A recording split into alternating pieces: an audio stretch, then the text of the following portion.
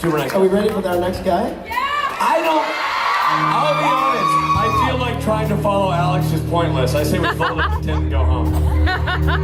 Okay, fine. Must we must. In San Francisco, the last con of the year, please. Put your hands together for Misha Collins.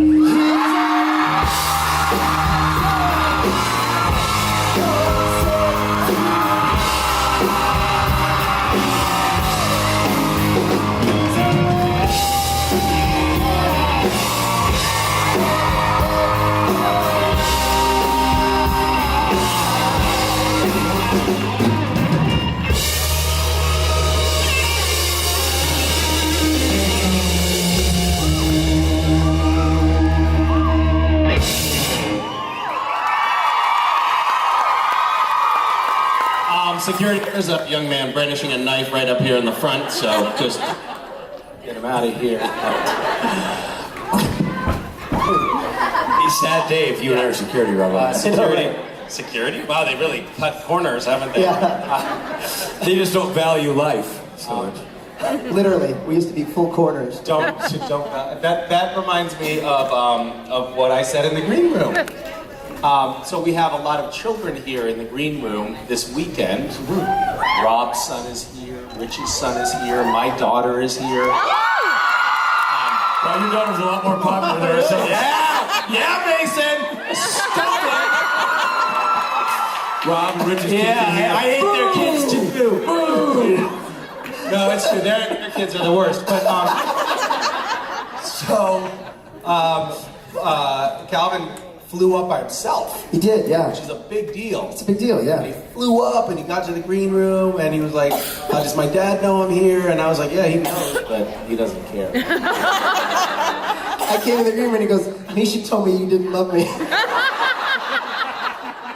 I'm just trying to help out, like get conversation started in the family or whatever. Yeah, no, you know? and it works. Trying to help. We're gonna have a sit down later. And we had a similar conversation, Steve and I, which was kind of cool. He was like, what is my dad's character on the show? And it's like, I think that it's a question that's been burning for a long time. He's wanted to know.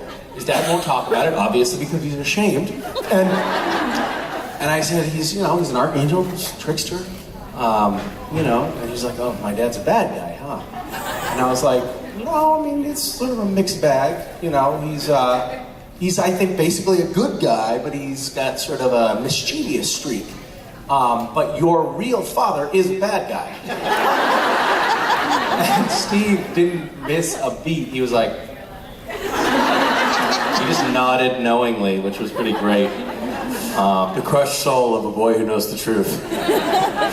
Good stuff. Thanks for doing that. That was great. Yeah, you're really nice. Thank you. Rob and I are going to go backstage and begin the healing process while you do this. Ladies and gentlemen, Misha Collins.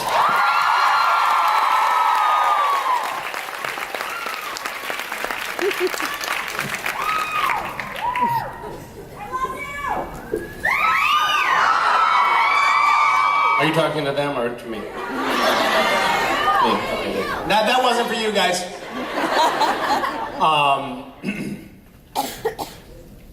So my daughter is here.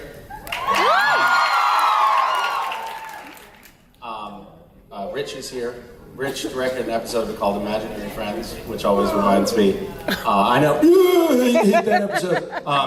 But he directed this episode, and it reminds me of something of my daughter's, which is Mason had a friend, an imaginary friend. I think it's fair to say, Mason. You can correct me if I'm wrong. Named Bobby, and Bobby and Mason would just hang out together. They just play like super sweet, super cute. She's the sweet one. And then one day she said, hey Dad, Bobby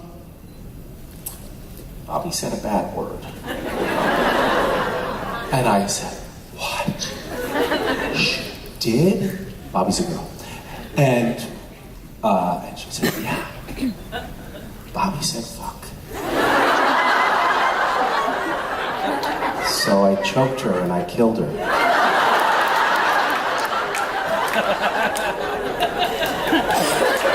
And if that's not an indication that a child is being raised right, I don't know what is.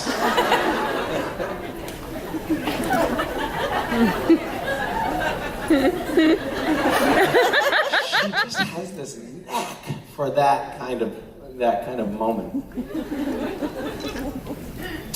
We have a bedtime ritual that it starts. We have we found. I'm gonna back up. I'm gonna back way up for a second here. When we first had kids, I was like, I'm gonna have a totally different approach to parenting. I'm gonna be like the freewheeling, fun, drag the kids along and just make them do whatever I want to do, and they're gonna learn by osmosis, and it's gonna be awesome. And I'm mentioning this because we did a road trip when my son was 3 months old from Vancouver down to San Francisco. And he cried so much on the drive down, like just being fun, coming with us, cried so much that he lost his 3-month-old voice. So he just, which was actually great, because we were really enjoying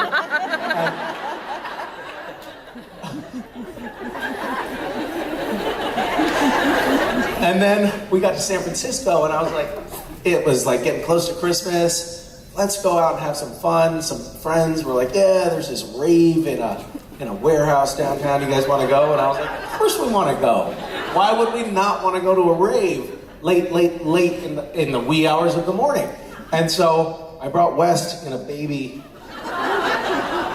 like Bjorn, and I had my hands over his ears because I had heard that a child exposed to loud noises can go deaf. So I was like squeezing his head as he cried, uselessly because his voice was shot. And I was like squeezing his head, and I had this moment where I was like, okay, maybe I do have to change my approach to parenting just a little bit. Maybe I have to adapt a tiny bit. So that was a big breakthrough moment, like realizing that you have to a little bit adjust your routine to accommodate these new young people who, Mason, come in and ruin everything. And so now we have a bedtime ritual, which is different from what we had when we were single adults. The bedtime ritual starts at around 2 o'clock in the afternoon.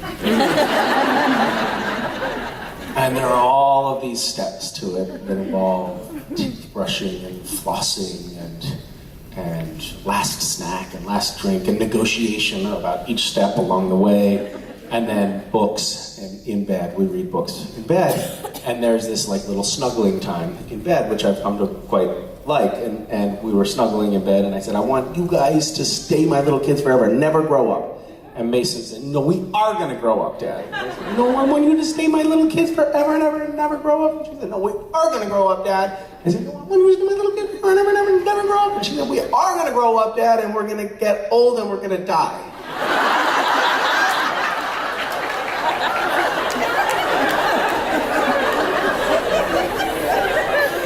And while it may be true, not what you want to hear.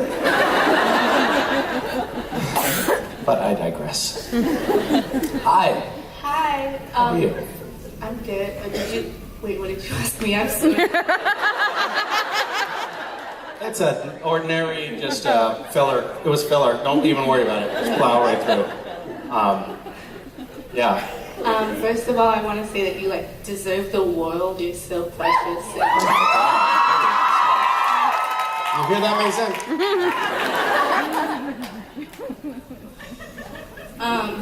Thank you for your kindness. Well, we all mean it, so. What is your family's favorite childhood movie or book to share with your children? So, movie-wise, I don't know. Mason, are you in the audience? What's your favorite movie?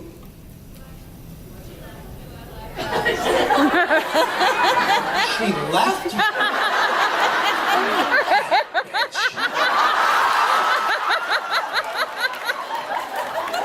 All right, now the gloves come off. Now we can be honest about this fucking family.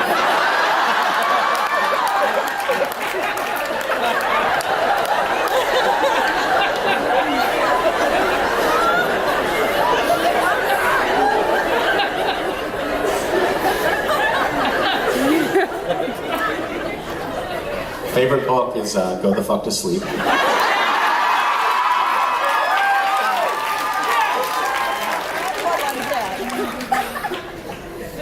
And then movies are tricky, man. They are tough, really hard, because my children find everything paralytically terrifying. So, for instance, we went to a children's screening of Frozen, where they keep the lights up, they turn the sound down. Did you know that that even existed? No. I didn't know that existed. I was like, who wants to watch a movie under these circumstances? I can tell you, not my children, because it was too scary. We made it 3 minutes into the movie before they started crying, and so we had to leave. I try to make them watch as much Supernatural as possible. Come here, kids, come here. I want you to see Dad kill somebody. I just think that's good for them to see me doing that.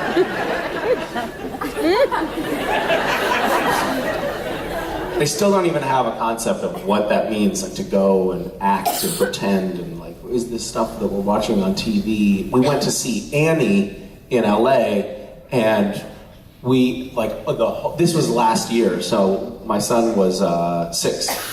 The entire time he was like, he kept on poking me, being like, Dad, is this a movie? Like, he couldn't understand what the hell we were watching. And likewise, when they watch television, live action television, for them it's super confusing because they just think they're watching real shit happen. And that's boggling for them. Like, wow, how did you disappear, Dad? And why did you stab that man so many times? So anyway, movies are tricky. They like to watch things that they consider to be very sweet and not scary. Those are the 2 criteria that they like to go by. So they like to watch Kipper. What's the big red dog? Clifford. Clifford. Probably my least favorite thing. What do you mean? I love Clifford.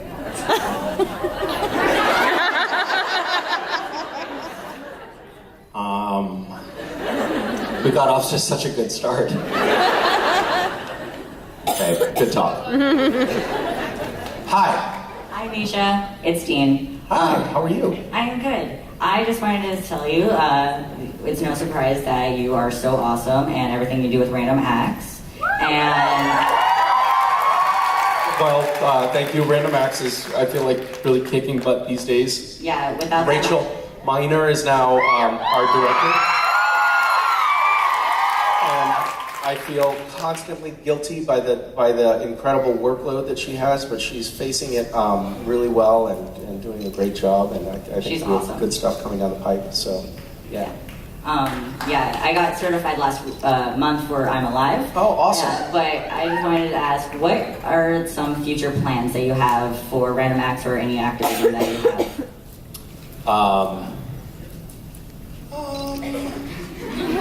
Can you ask Rachel that question? We are trying to we're trying to sort of ramp up acts. So we're trying to get more people engaged in going into their community and doing projects that we are helping to facilitate and finance. So I think we kind of want to make it, Random Acts has always been doing that, but I think that the biggest stuff that we've been doing has been stuff that has been centrally organized, like we're building a school in Nicaragua right now, for example. And that takes a lot of like centralized organization, and it's great, and we don't want to stop doing those things, but we want to do more of that kind of almost like crowdsourced charity, where we get more people engaged in doing stuff on their own that we help facilitate. So our objective is to sort of, spread like a virus in that manner. Keep up the good work. Thanks. Good seeing you again. Good seeing you. Hi. Hi. I wish I had a deeper question now after that, but Yeah, well, it's all right. There's only 1,500 people judging you right now. oh, that's all. I was going to ask, what do you think is your spirit animal? And if, other than a moose and a squirrel, what spirit animal would you choose for Jared and Jensen? Oh my God, I can't even imagine thinking about them as other animals than moose and squirrel. I have always felt a particular affinity for the unicorn.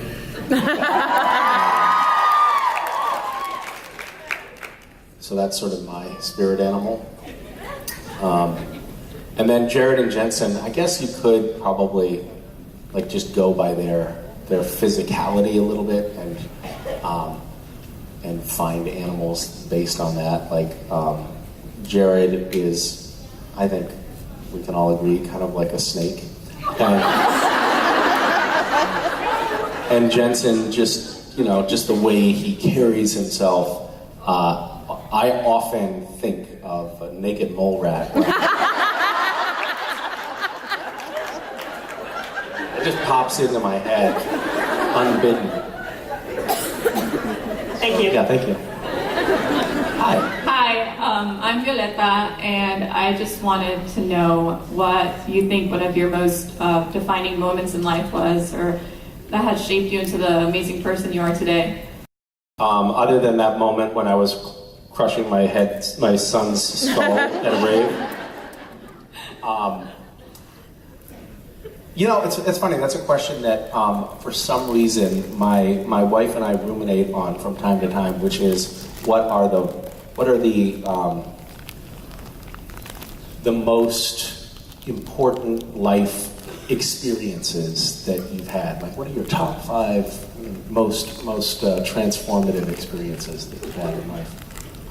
And there are a few that sort of consistently come to mind. One for me was going to Burning Man. It was totally awesome. People should go to Burning Man if they don't. Another was learning to meditate. I know that's not a terribly sexy answer, but it's definitely true. Like, I think that was a lifeline for me, and definitely has informed my approach to life for the last couple of decades in a big way. I don't think I would be up on this stage right now, or I don't think I would have continued with my career as an actor if I hadn't started meditating, because it enabled me to allow myself to enjoy the process and stop obsessing about the product. It enabled me to enjoy going on auditions even if I didn't get the part, and because I'm not talented, I almost never did get the part.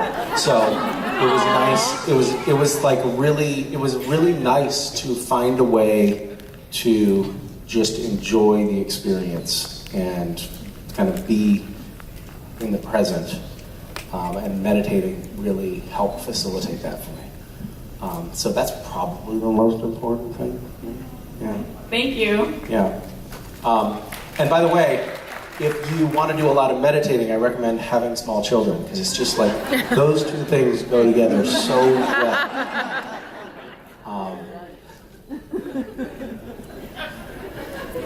I was like, I'm going to meditate, and the kids were like, okay, we are too. They have a different approach, it turns out, to meditate, which involves climbing all over me as if I'm a climbing structure while I'm trying to meditate. It's very frustrating. Hi. Hi. I got this question off of an Instagram post. It said that if Supernatural ended at season 5, you would admit that, or Kaz would admit that he was God. Did you know about it at all, in the script, or did any of the crew tell you about it? I love the idea that one of the grips is going to be like, hey dude, just so you know, you're a god. Thanks, man. What are you talking about? Well, it said at the finale of season 5, when you come back, you would kind of tell, Jensen would be like, Kaz, are you God? And you'd kind of probably admit it to him, saying yes, I am God, but seeing that Supernatural didn't end at season 5, did any of the crew tell you that, or was it in the script, or was it planned at all?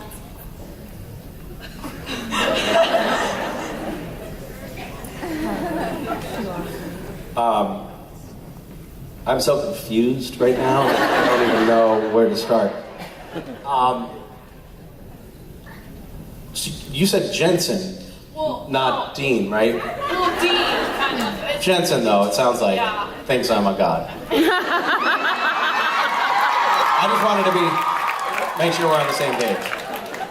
Because I pick up on that vibe a lot, but it's the first time that I've heard a third party confirm it.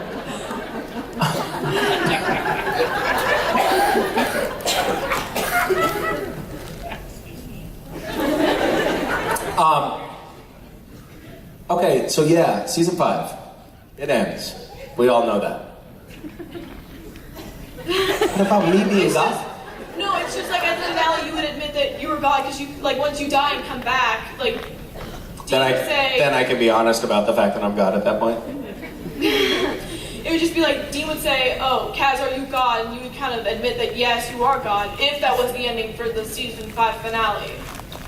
But wasn't that okay? Uh-huh. But, like, did you know that Well, at all? I don't want to step on your toes here because I haven't really seen the show, but wasn't Chuck God in season 5? Are you? I'm sorry. Are you confusing me with Rob Benedict? No, I'm not. It's just from an Instagram post that said, like, at this finale of season 5, you would, like, Kaz would admit that he was God as, like, a finale ending. And, like... Okay, great. I love it. So it was on Instagram, was what you're saying. Yeah, it was from an Instagram person. So it seems like it's probably legit.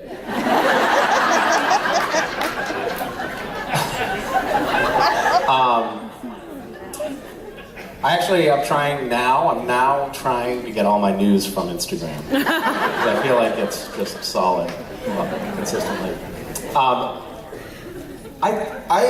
I actually feel like we're making progress here. But we haven't totally closed the gap. There's still a little bit of confusion happening for me right now. Deep confusion. I don't understand what's happening. It's just, my question was, like, did you know that at Yes. the ending of Supernatural that you'd, like, or the season 5 that you would, like, say that you were God or not? Absolutely. I did not. I hope. Do you ever get stories back, and how do hearing those stories make you feel? Occasionally, things come back. We did this thing with Gishwas a few years ago where we collected pledges to do charitable actions. And so I think we collected like 90 or 100,000 signatures. And it was just people pledging that they were going to do an act of kindness. And it was very nebulously defined, you know. It was up to people to figure out what that meant. And someone conveyed this story to me. They were in a parking lot of a Target, and there was like this big mob around the entrance to the Target. And they were like, what's going on here? And a guy said, well, my daughter did this scavenger hunt, and I signed this thing that said I do an act of kindness. So a local family, there's a single mother who has no money, and we as a community are buying all of their school supplies and school clothes for the year for this family. And I was like, that is awesome. And it was just somebody just happening by this event.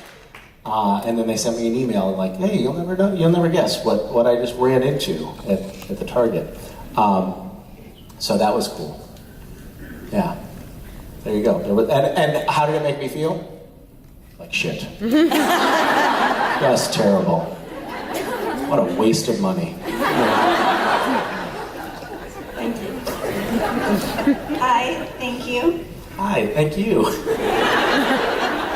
So I'm very curious about if you think that Jack brainwashed Cass when he showed up that vision, if he sort of used him as a puppet, or if you think Cass saw a vision. Oh my God. That did not occur to me. That bastard. Did he do that? Or if he showed him a vision which Cass chose to believe? Oh my goodness, that didn't occur to me. Now I have to rethink everything. Thanks a lot. I hate rethinking things. We had I was shooting a scene with Mark Pellegrino yesterday, and he's fantastic. We were doing a little improvisation, and it was funny. He was funny. I wasn't, but he was funny. It was good. But there was a line where I'm sort of taunting him, and I tell him that Jack doesn't even really look like him. And then I threw in a line like, yeah, in fact, he actually looks kind of a lot like me.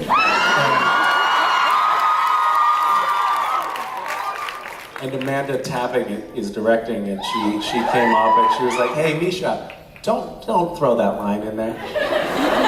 Don't do that." Okay. But he does look a lot like me. Yes. Because Alex is my biological son. So.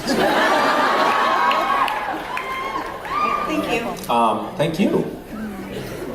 I didn't really answer her question, but she left looking satisfied anyway. I would love some water. Thank you. You can hear me hacking and stuff. Thank you.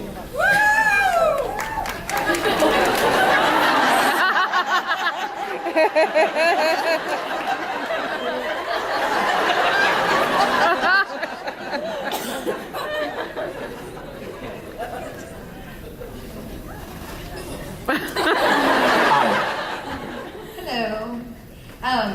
So I was wondering. That's right. You can just shove that mic right in your face. Just don't be shy. Just choke her out with it.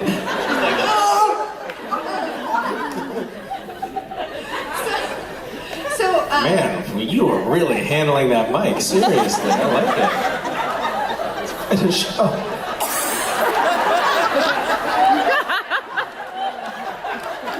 This is what I saw. I was like.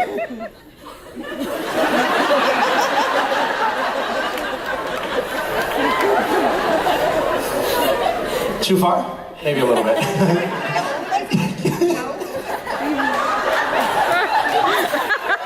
love that. Wait, so you're not allowed to hold your own mic? No. Why not? Is it because you'll do disgusting things with it?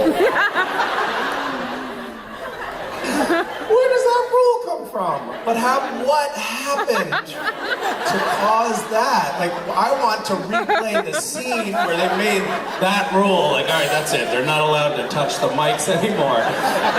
What the fuck happened?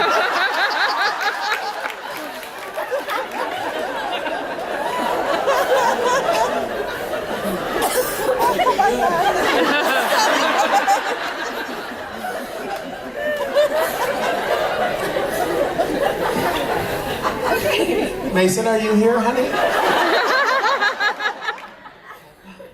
Okay. Good luck.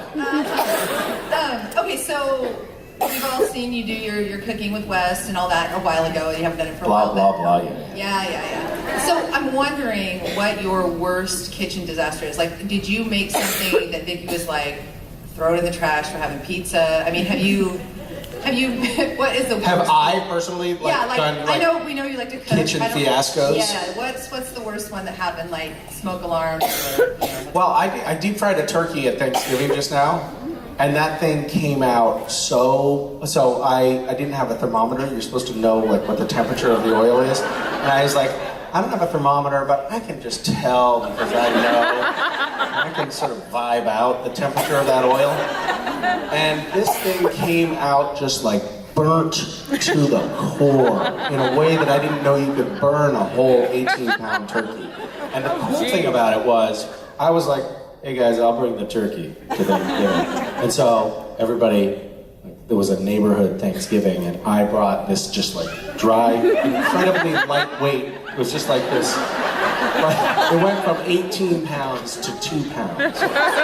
Even the bones were just like powder.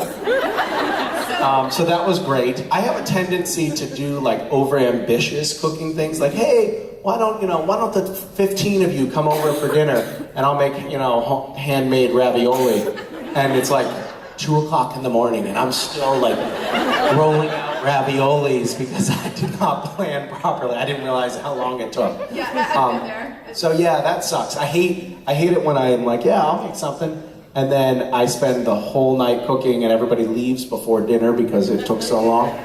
That's pretty common for me. So we speaking of deep fried turkeys, we did a turkey one year, and you have to have them really super dry. So you rinse it all out, and I put paper towels down in the cavity, to like get to it dry all it, moisture and you out. forgot to take them out. And I forgot to take them out. That's disgusting. They deep fried really well. Are they delicious? Deep fried paper towels? They were So good. And great fiber, right? Correct me if I'm wrong, but that is the... It was not good. My wife she was raised in a family where cooking didn't really happen. It was just like, take something out of the freezer, microwave it, or ideally go to a friend's house for dinner. And when she and I first started dating, the first night that she met my mother, who likes to cook, and cooks fairly healthy stuff, Vicky volunteered to cook dinner. And for some reason, she decided to put all of the white things in the refrigerator into one dish. So it was macaroni and cream cheese and sour cream and butter. And it was just this vile, pasty, starchy, fatty glob. That was completely inedible, for sure. And it really set that relationship between the two of them off on the wrong foot. It was at that moment that my mother decided she hated her. It's true. No, it was super gross. So that's something to reflect on, I suppose. Yeah, I mean, I've made some gross things. I think I've also made some unhealthy things. Like I'll be like, oh, it's fine, it's fine. Don't worry about it. I was raised. My mom, when we were growing up, my mom had this idea that like a little bit of, I think it's like the homeopathic approach to germ warfare or something. She thought if you ingest small amounts of filth, it builds up your immune system. So I remember being 5 and sitting on the stoop of our house and eating dirt because my mom had told me that was like, that's good for you. Like, eat a little bit of dirt, builds up your immunity. So I'm like choking down dirt to try to get strong. And we would there were times when we were like living in a tent where we had this like silver wash basin that was our refrigerator. This open, not a cooler or anything, just this open wash basin that we would like once a week get a bag of ice and stick it in there, and in the summer, and then it would just float in water for the rest of the week, and that was our refrigeration. And things would, any of the dairy products would go green pretty quickly. So there was always like a crust of mold on stuff, which was just when you made quiche.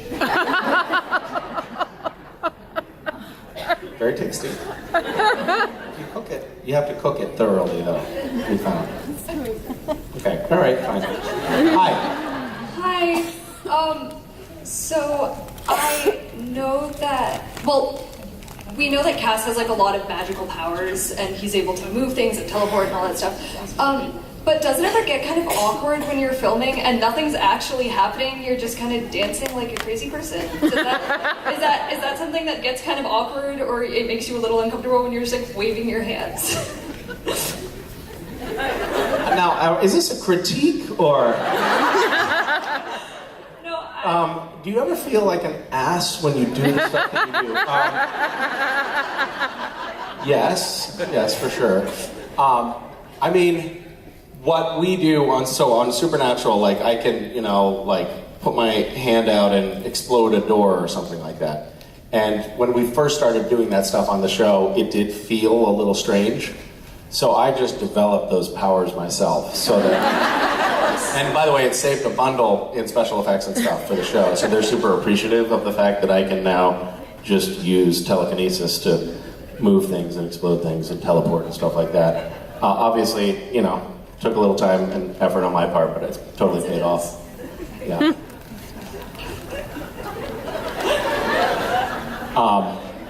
We used to do this thing, it's like when we were doing teleporting moments, it was always like in a single camera move, so it would be like the camera would be here, and then the camera would go there, and then we'd go back there, and oh, there he is! And I would have to like sneak out from behind something or something like that. And then after a while, everybody just got a little bit lazy about it, and they're like, you know what, Misha, stand there. Okay, now walk away. And the camera would just be sitting right there.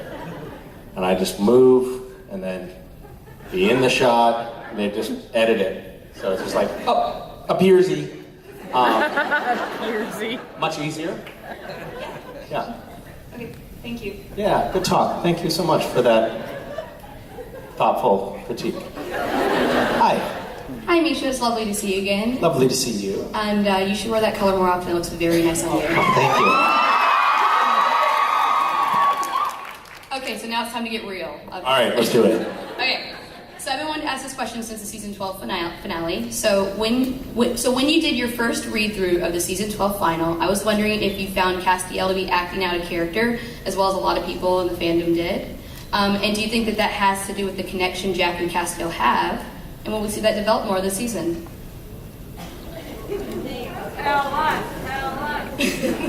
What are you talking about? In reference to what? How you acted out of character? Yeah, how was I acting out of character? Well, when Castiel healed Dean, it was quicker than he typically does, and the cut on Dean's forehead was orange as opposed to neither glowing at all or... Well, I hate to say it, but that's Jensen out of character, not me. He also didn't try to hide the rip in time and space very well. He kind of just let them walk to the back of the house and just let them discover that on their own. And then also, when the plan was made, I found it very odd that Cass would run charging at Lucifer with a non-Archangel blade, which is the only thing that can kill them, and then leave the blade in Lucifer and come back through the portal.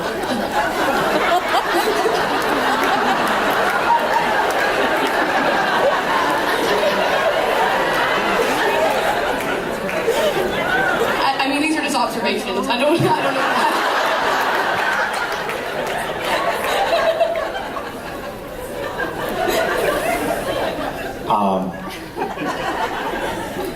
So you're saying more out of character, you're saying, why was my character so stupid? That's what I'm hearing? Is that... Well, what it seemed more of like was he was really focused on Jack. I mean, he did buy diapers for like 2 years straight, so it almost seemed like that the connection was He had there. baby brain, is what was going on. Yeah. And so we've obviously seen that this season with Jack waking Castiel up in the empty, that there seems to be some interconnection between Jack and Castiel, and I was wondering if we're going to see that develop a little bit more, and if that maybe had to be why Castiel, I guess, in your words, was acting so stupid. Shit, why did I say that? I fell right into your trap, didn't I? I'm sorry. I think that does make sense. I mean, I think that Cass he was transposing a lot of his emotional energy onto Jack and the well-being of this baby. I mean, he was definitely on a mission, definitely felt like this was his purpose and drive at the end of season 12, and that, for sure, that connection between the two of them still exists. And we will see that further developed as the season unfurls. Well, thank you so much, and sorry for the complicated question. That's all right. It's all right. I'll get over it. Hi. Hi. I was just wondering, what would you expect from a future interaction with Cass and Billy, since there was a little bit of drama in the last season? Yeah, things didn't end that well, did they? The whole cosmic consequences business and all that, and then they killed her. I think I'm just going to go out on a limb here and say there might be a bit of tension in that relationship. Yeah. Why do you ask? I'm just curious. I'm also curious how you felt about playing your local cosmic entity Oh, that was a lot. That was really bizarre. It was a super strange day of shooting. We had this elaborate machine called a motion control camera, which looks like one of those giant robotic arms that like builds cars on assembly lines, and it was unbelievably complicated, and none of us on the set knew what was going on. We were all just trying to puzzle out, like, okay, wait a minute. So the thing is moving there, and then you're that character. Like, we kept on doing that. Like, we're just sort of mapping the thing in space, and John Badham was directing, and he kept on saying, okay, Misha, that was good. I think maybe we didn't get it. You know what? Let's do it again, but switch characters. And so my brain was just like, zzz, zzz, zzz, and we had a guy who was there who was about my build, who was an actor who was who learned both parts too. So I had somebody to work opposite. But sometimes we'd like do a take, then I'd switch characters, and then John Badham would say, okay, let's do it. You know what? Let's do it one more time, but you this time do it as an empty cast, and just do it by yourself. Without any other actor there. And it was really challenging, very challenging. But it was super fun. I went home feeling a different kind of tired after that day of shooting. There's an episode called The End, which was, I believe, season 5, where Jensen played future Dean and present Dean, and he had scenes opposite himself. And I remember at the end of one day of shooting, he just looked like this wilted flower, and he said, I will never do this again, never again. And he was serious, and I was like, God, what a wuss. And then I did that, and I was like, I do not want to do that anymore. That was exhausting. So yeah, thanks for bringing up a painful subject. Hi.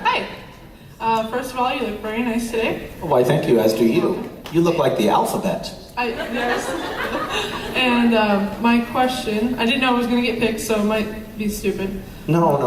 But back when you... I was going to say there's no such thing as a stupid question, but that's totally not true. I have children, and I know for a fact.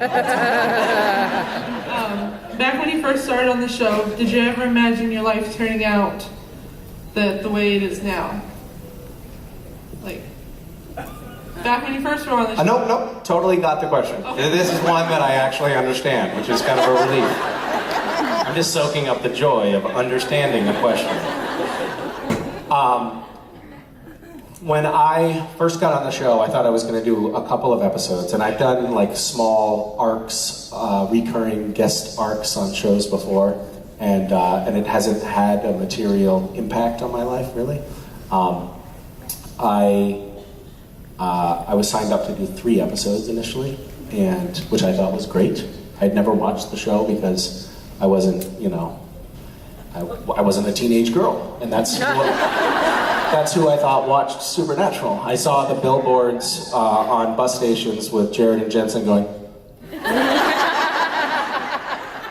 I remember distinctly thinking to myself, I could do that. But I had never watched the show, and then I got on the show, and they had a season premiere party at the sort of production studio in LA, where a bunch of the producers and writers and a few of the actors who were in town just went and watched the airing of the first episode of season 4, and right toward the end, right before my character appeared on stage, Sarah Gamble sidled up next to me. She was a writer and producer at that point, and she said, "Your life is about to change." And I turned my head and I looked at her like, what the fuck are you talking about? What? You are so full of yourself, I thought. How could a 3-episode arc on a show for teenage girls change my life? And it has dramatically changed my life. She was right. I was wrong. It has. No, I'm not going to tell her that she was right, obviously. I'm better than that. But it's been totally remarkable. I mean, what a strange, surreal experience it feels like every time I get up on stage and come to one of these events. I mean, the fact that there are so many people that turn out to kind of come celebrate this strange cult show that has been on the air since you were a child. It's a remarkable thing to be a part of, and it feels, I feel very grateful for it.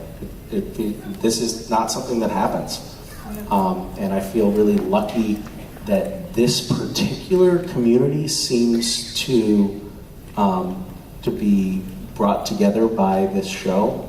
It's a group of people who seem particularly engaged and creative and compassionate, and it feels like we've been able to do a lot of really awesome charitable stuff together. It seems like it's a community of people that kind of take care of each other and serve as a surrogate family. I mean, I know the show itself is really largely about family, but the community that has naturally evolved around it also has really strong elements of family built into it as well. It's totally unique and quite remarkable. And the moment that I said the first couple of lines on the show, I knew that this was going to happen exactly like this. To answer your question. Yeah.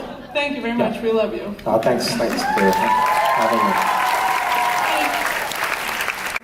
It's always fascinated me, the idea that there's a different director for almost every episode of TV shows. Like, it's just crazy to me for all these different minds to be helming a show.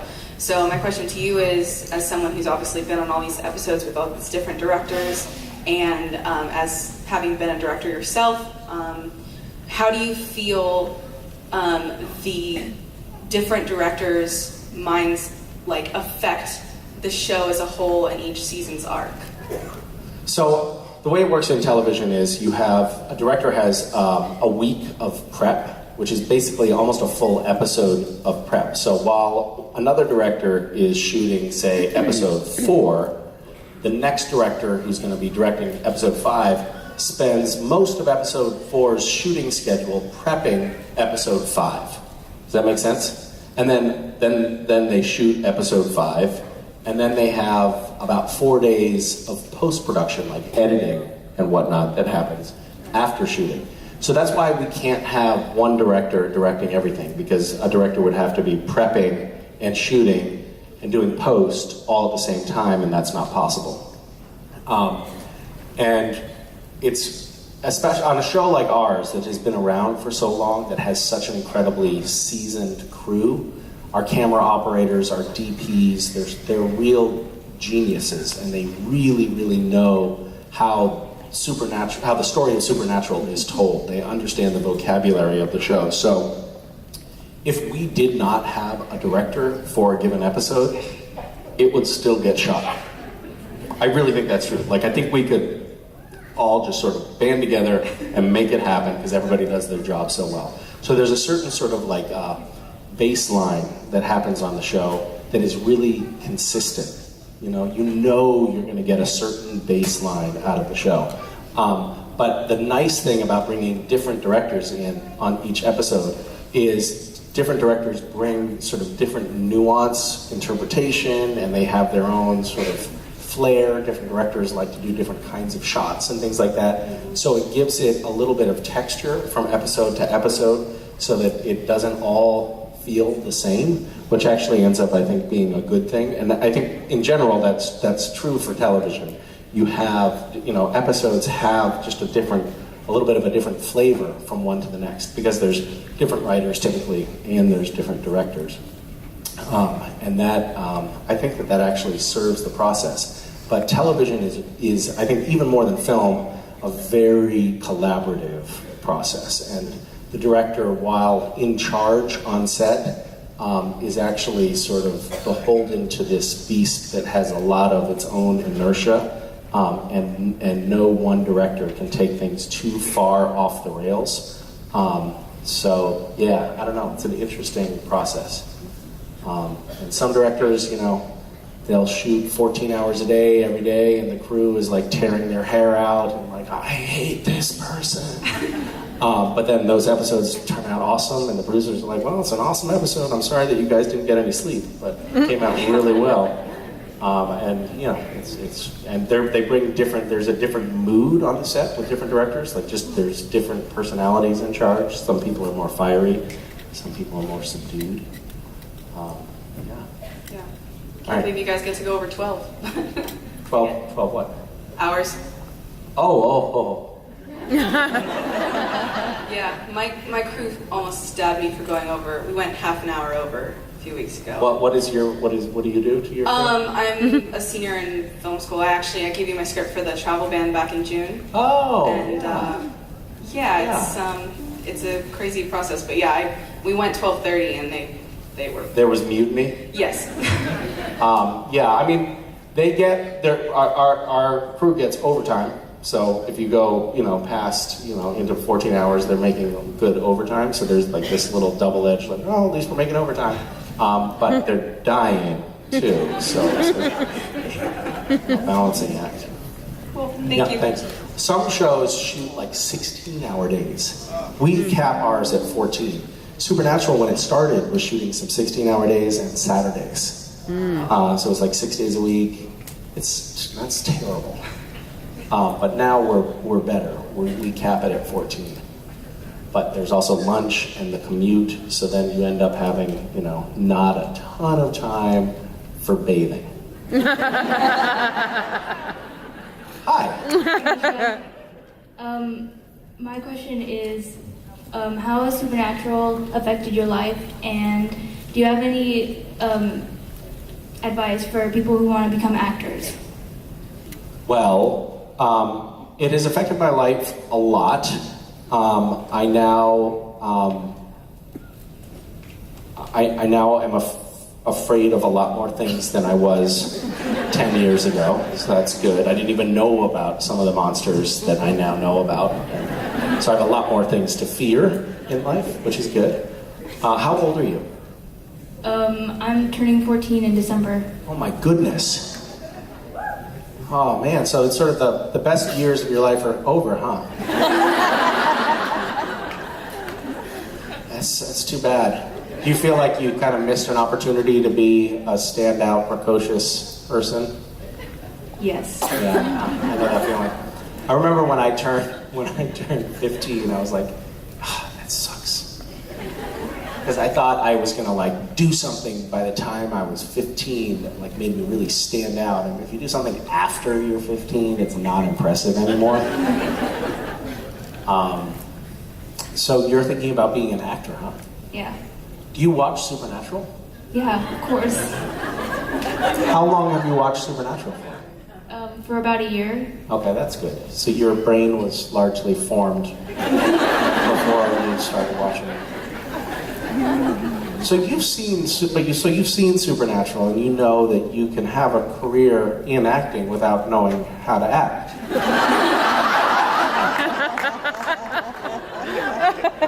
It's kind of exciting, right? I mean, when you watch something like that, you're like, anybody can do this. This is fantastic. I remember, and please don't take this the wrong way, Keanu, but I remember watching, this is not a joke, I remember watching Speed. You know that movie? Yes.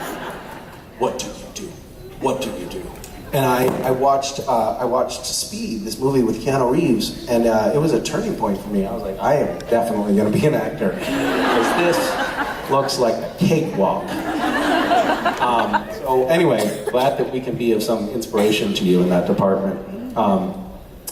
Yeah, I think that you just have to, you know, I was a little bit talking about it in the beginning of this conversation when I was talking about meditating and like figuring out how to just enjoy just doing it, just have fun with it. If you're having fun, you're going to be fine. If you enjoy the process, you're going to do great. If you're always worried about whether you're going to get a job or whether people like you or about the people that... Your mic. Hello? Are they cutting me off? Misha, you're getting way too boring. Then I think you'll do really well. That's sort of like a life philosophy that I really hold to. Like if you do something and you keep at it and you really enjoy it, then you're going to be fine. Thank you. Yeah. Even if you never actually get a job, you'll still have a good life because you'll be happy. Yeah. So good luck. Good luck. I mean, and don't worry, you're not like totally washed up. I mean, you could maybe still do something cool, even though you're almost 14.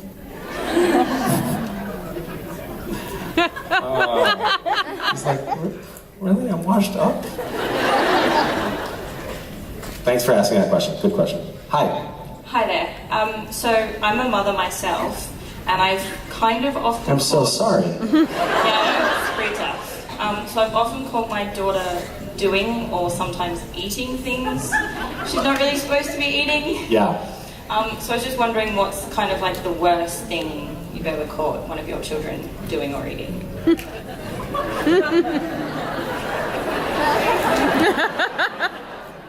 There are some things that I feel like would be a violation of my children's privacy if I conveyed to you right now.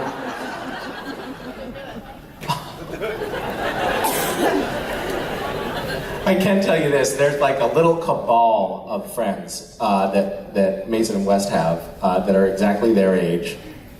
And every once in a while, the kids will be like, hey, grown-ups, we're just going to do a kids-only thing in the other room, so just don't come in, okay? Just say it's just a no big thing, but it's just a kids-only thing. Unfortunately, you're not invited because you're not kids. We're gonna be over here, and we're gonna shut the door. And that is pretty much a guarantee that if you peek open the door and take a look at what's going inside, that you will be horrified by what you see. Like really, I don't know where they get these ideas. And then, this has happened a few times, and then, the parents will all be in the kitchen like, okay, what do we do? We don't want to storm in there and shame them. Definitely don't want them to do what they're doing.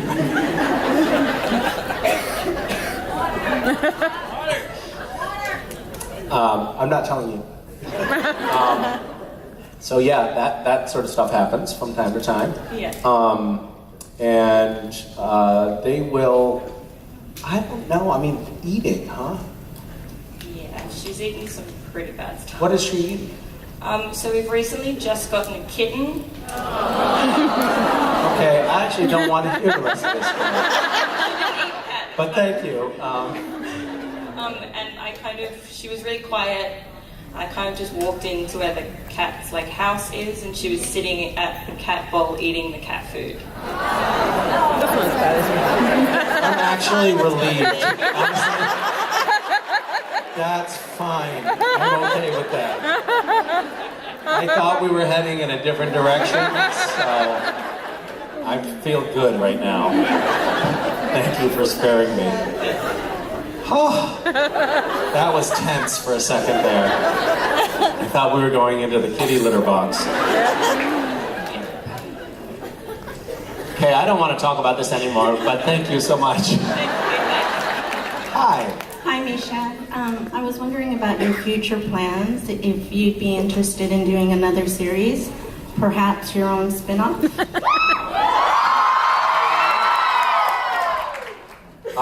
Sort of like a Dancing with Stars kind of thing. You know what I mean? Dancing with Cass. I like it. I'd watch anything you do. I'm a fan. Whoa. I could certainly put that to the test. It's the new spin-off series of Cass sleeping. 1 hour a day on the CW, primetime, just Cass sleeping. It writes itself. The ratings would be a smash. Yeah. I don't have future plans. I've given up on making future plans. Yeah, I've given up completely, just sort of across the board. Why? Well, because I keep thinking that Supernatural, everybody's like, well, season 5, 100 episodes, it's going to be over soon. And it's never fucking over.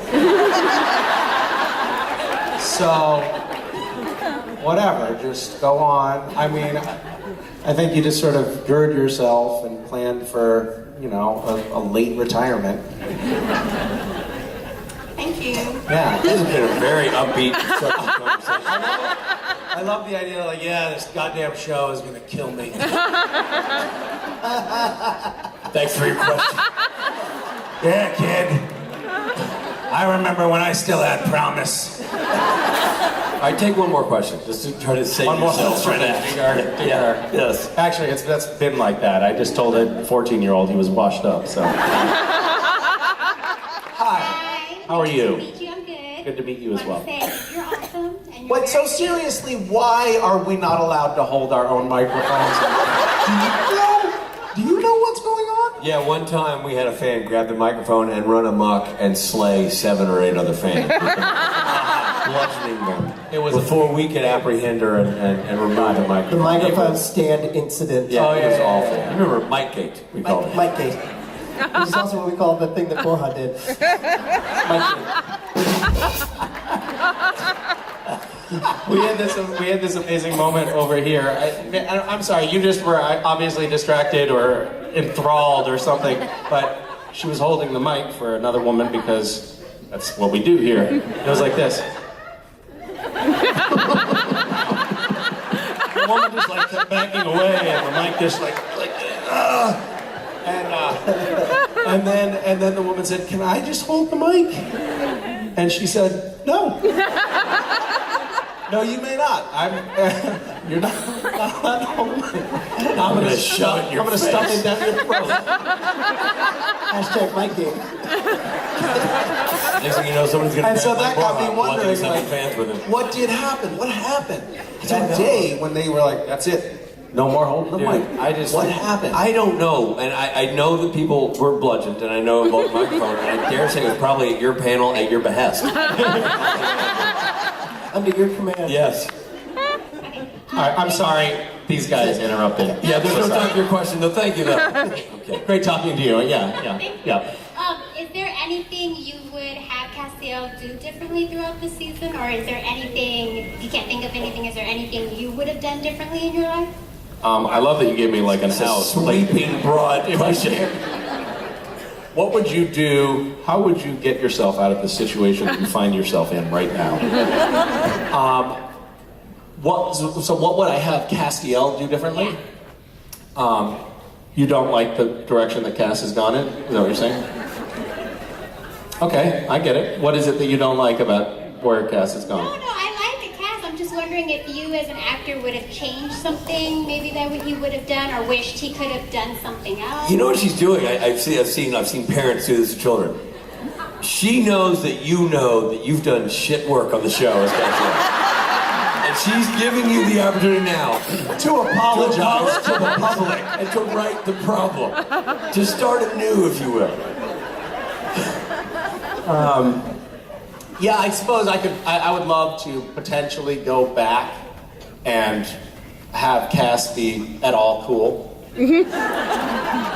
I guess if I had a chance to go back and redo things, I would make him cool and maybe a little studly instead of the way he is. He's fine. Yeah, he's fine the way he is. And then I think I would apply that same approach to myself. That would be great. What's that? Oh, guys, thank you. I was like fishing for that compliment. Thank you for grabbing that low-hanging fruit. Really appreciate it. And by the way, nothing is cooler than people saying, "Oh, no, you are cool." You know that you're genuinely cool if you're hearing that.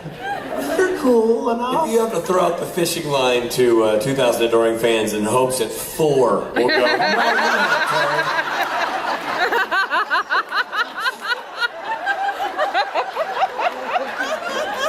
wasn't exactly a cacophony of people saying, "You're cool." Hey man, thanks so much for suggesting we take that extra question. I really appreciate that.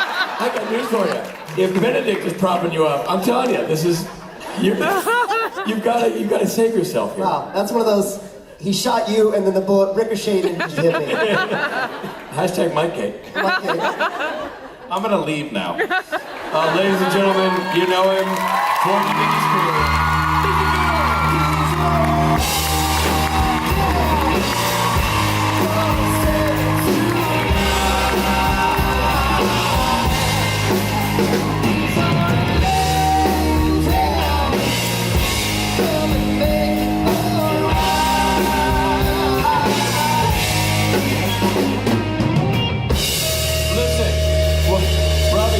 Stampeding for the exits. Yeah. Let's make it abundantly clear. Yeah. Tonight is when the real action happens. This band, who are rock stars, slide over here and put on a show. It's called Saturday Night Special for a reason. Not only did it happen on Saturday night, but it is special, unique, and awesome in every way. It's what we do best. We hope you are wise enough to come check out this band doing what they do tonight at the Saturday Night Special. In the meantime, guys like Robbo and myself are going to do photographs and autographs. And are you okay? I think I broke my mic stand. And good news, we'll have a new mic stand for the show. Photographs, autographs? Photographs and autographs. We're doing Autographs. photographs. People are doing autographs. Yeah. Tonight at 10 o'clock is the show. Be here. It's the thing, man. We get to play our own music. Last one of the year, Robbo. That's the last one of the year. We're going out with a big bang. See you tonight. Hope to see you tonight, everybody. Good job, Saturday people.